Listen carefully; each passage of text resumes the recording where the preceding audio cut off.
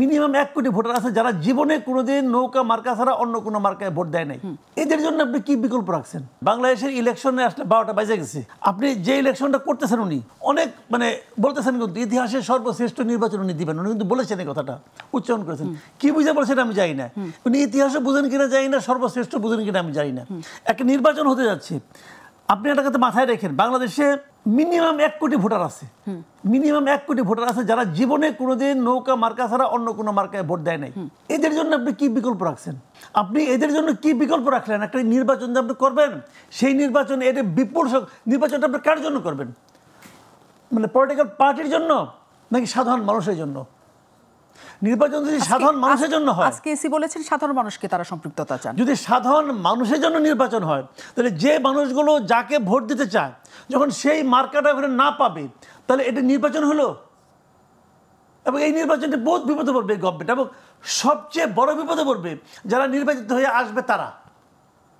সারা দুনিয়ার কাছে এই নির্বাচন কতটুকু গ্রহণযোগ্য হবে আমি জানি না, আমি বুঝতে পারি না।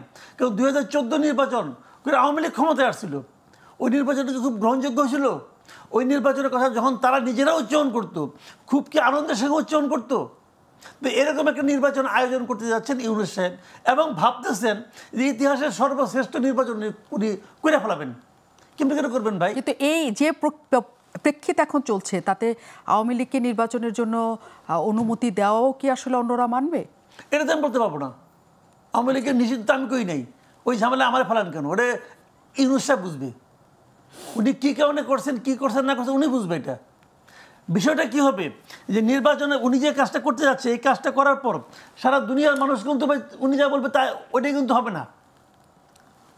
ওটা হবে না। কিন্তু হিউম্যান রাইটস ওয়াচ কী বলছে যে আগে যা ছিল মানবাধিকার পরিস্থিতি এখন ওরকমই আছে। এটা উনি মানবে যে ক্ষমতা থাকে সে মানে? আগে দেখতাম হাসান মাহমুদ বলতো না ওরা ভুল করছে, ওরা টাকা খাইয়া করছে, বিএনপি তাদের টাকা দিচ্ছে, জামাত তাদের টাকা দিচ্ছে বলছে। এখন কে টাকা দিছে? এখন আওয়ামী লীগ টাকা দিছে। তাহলে এই সমস্ত আন্তর্জাতিক সংগঠনগুলো কি বিরোধী দল থেকে মাল খায়? ভাই এইগুলো জানেন, শোনেন বিষয়টা হলো কি, ওই যে বলে না যে লাও সেই কদু, আসলে ওইটাই। মুখে বলতেছে, কেউ কিছু বলার সাহস পাচ্ছে না, কেউ বলতে পারছে না। আপনি এমন একটা এনভায়রনমেন্ট আপনি ক্রিয়েট করছেন যে আওয়ামী লীগের লোক বলতে পারছে না যে আমি কোথায় ভোট দিব। Is it democracy? এখন জনগণের সম্পৃক্ততা চাচ্ছে সিএসি। তিনি বলছেন যে সবাইকে নিয়ে তিনি নির্বাচন করতে চান, যাতে দলগুলো আর ব্যাপারে তারা যত না আগ্রহী, তার চেয়ে বেশি জনগণ যাতে 16 বছর যারা ভোট দিতে পারেন নাই তারা যাতে ভোট দিতে পারেন। আপনি বলছেন তাহলে যারা নৌকায় ভোট দিতেন তারা কাকে ভোট দিবেন? সেই প্রশ্নটা তো রয়ে যাচ্ছে।